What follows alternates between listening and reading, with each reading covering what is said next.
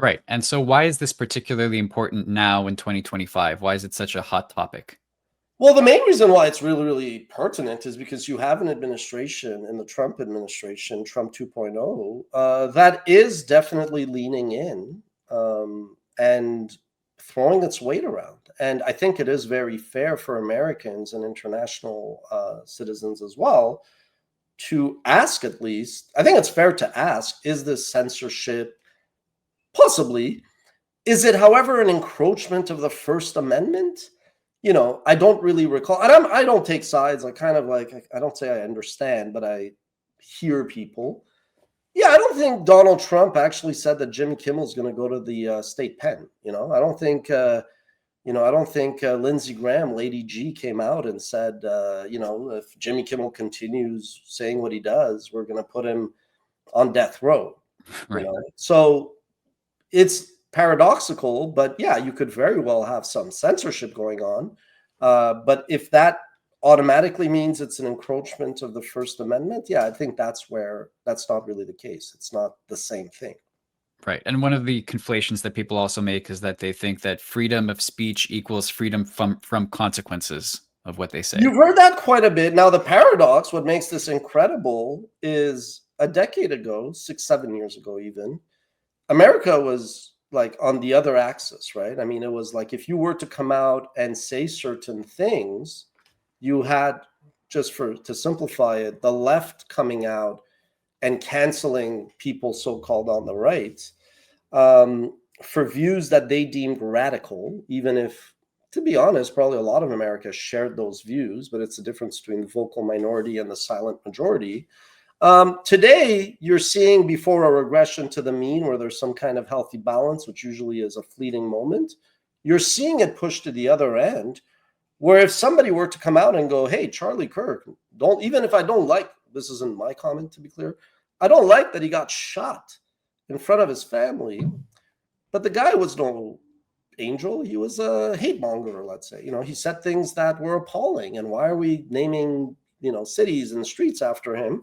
That guy's going to get canceled, so to speak, because they're like, you're condoning. So again, I think the beauty of the American Constitution and the greatness of America is that it is a pretty rigid system or set of systems.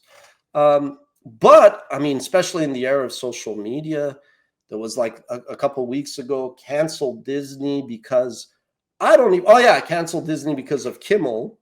Mm-hmm. Even though Disney was just the producer, it was Nexstar and Sinclair, the distributors of those ABC channels, that said, we don't really want this show. So people were like, cancel Disney, and we'll see in their earnings report if that led to it. I mean, I think probably single-digit million people canceled. They'll probably half of those people sign up again. As we speak, people are calling for the cancellation of Netflix. Because they're accusing Netflix of having a woke agenda and pushing transgenderism, and which again is the crazy shit about where America is, because a few years ago, it was the right that was like, freedom, live and let live. You would think they'd say, let there be shows on whatever, we just don't watch it. But now the right is looking to cancel the so-called left because there's a show, which you can agree or disagree. Like, do I want my 5-year-old to watch a show with a trans, let's say, character? That's a separate discussion. Mm-hmm. But when you see the right now going after Netflix, and tomorrow they'll go after Paramount Plus because Paramount is this or that, it's just, you are seeing, like, this is why it's important in 2025, because consumers, they do have strength in numbers. And even if it doesn't really lead to the change that they want, like in parentheses, people are like, Starbucks is closing these stores because of the boycott, because of their support of Israel. We're pro-Gaza, let's say. I'm like, Starbucks is closing those stores because those stores are unionizing. Like, if you think it has anything to do with the Middle East, good for you. That's a fantasy. They just want to shut down the stores that are most likely to unionize and that they overextended. So there is a lot of conflation. There's a lot of confusion. There's a lot of noise. And you also learn to just let people do what they want. Like, if you want to cancel Netflix because of some show that there's a character you object to, I mean, you're not really that different than the very same thing you were bashing 7 years ago, right? So it's kind of like, am I on crazy pills? But here we are. So taking a whole step back from this, do you think that censorship is more of a tool to protect society, or is it a tool for having tighter control of No, it's society? obviously control. I mean, you could say that the theory is to protect, but who the F is you to tell me, it's like, do I really need George W. Bush or Donald Trump, government to tell me what is, I mean, these people have zero principles and they're hacks. As I've said, politics draws the absolute scum of the earth in general. And I don't care if anybody's offended there. Like that's my opinion. So no, I don't think the kind of actual objective is to protect society. The purported objective is to protect society and this and that.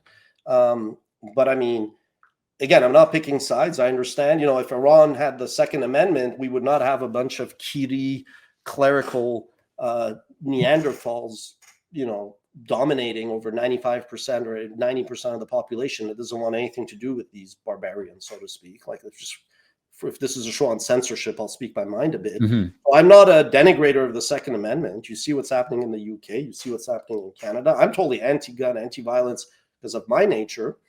But I do think, though, that it is a way to control people. It is a way to intimidate people. But there is also the Streisand effect, that the second you go something is censored, look at freaking Jimmy Kimmel. Jimmy Kimmel was getting less than like a few 100,000 viewers, more on Trump. And I called him. I like parts of Trump, but he is an idiot. Like, he's not this like brilliant visionary. He's a fly off the seat off your pants, pussy grabbing like guy there. He's not like, we don't look up to him and go, what a great person. He's just a, very high stamina, high energy, despite his 300 years of age. But ultimately, it's totally backfired because Kimmel now is pertinent. Like, I never watched Kimmel, never cared about any of the late shows. I thought it was a lot of like, grandstanding and telling people how to live when they're all a bunch of freaking hypocrites, and like the most, in the industry that enabled the Bill Cosbys and the Harvey Weinsteins, like, these douches are going to tell America how to live. Like, I get why flyover states, not in a bad way, but like middle America hates Hollywood. But the Hollywood folks are just lost, and good for them. They think they rule the earth, and Silicon Valley thinks they rule the universe. But the point is, it backfires. If Donald Trump would have not said anything about Kimmel might have been like not renewed next year. Yeah. But I think the same was true, back before Trump's second term, when he got kicked off of social media and stuff like that. That kind of lit a fire, and he might not have been reelected if it hadn't been for that. I mean, obviously, as an entrepreneur, when I look at the Zuckerbergs, when I look at the Larry Page and Sergey Brin's, when I look at the Steve Jobs, I'm a nobody. Like, these guys are, like, in terms of entrepreneurship, they're in the Hall of Fame. I'm like the janitor there. So I'm not saying like that much. I give them props, but these people have zero principle. They have zero character. They have real zero integrity.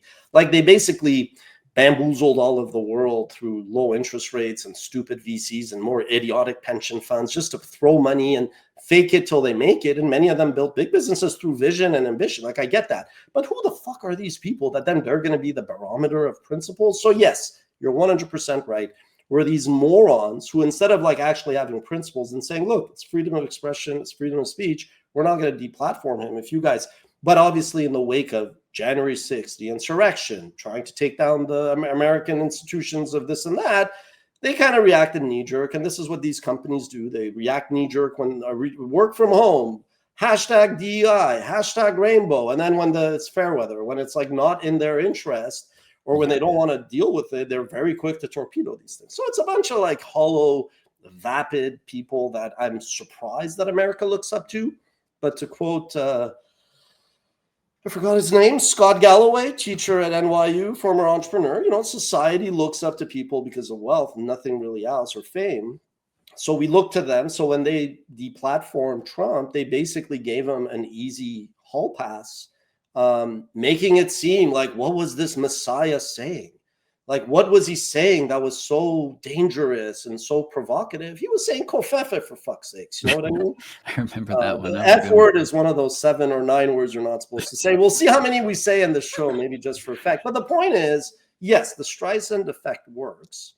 And Trump would not be back if the stupid-ass Republicans would have impeached him. But they also saw the long game. They were like, even if this guy is a pussy-grabbing, alleged crook and off bankrupted,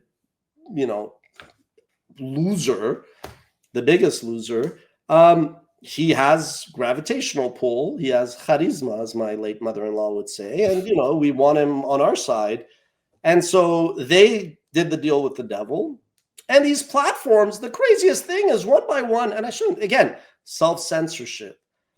YouTube, that under the late Susan Wojcicki, and I don't want to speak ill of anybody. I mean, I respected Susan. I thought she was a pretty good executive given the challenging years of YouTube going through explosive growth. I did send her a lot of critical messages, but I never publicly lambasted her because I understood that they had a, but I mean, they kind of, during COVID, censored effectively channels that disagreed. Yeah. And I was not an anti-vax or anything. I was like, I want to get on a plane, I'll vax. I don't care. You know, I was like, the shit I put in my body, what's a vaccine going to do, right? But I mean, YouTube and many others did all that. They deplatformed Trump. And because Trump comes down like a bull in a china shop and is threatening everybody with lawsuits, these guys who have more lawyers than your average law firm are all being pussies, if you're going to be honest. And they're basically writing checks. Google, I mean, I hope Google doesn't cancel us there. I love you, Neil Mohan, and I think you acted pragmatically, so props. They paid Trump $24.5 million. Yeah. It's shocking. It's absurd. It's insane. But they did it because they were like, we rather pay 25 million bucks than have to deal, not just with the litigation, but just being in Trump's crosshair.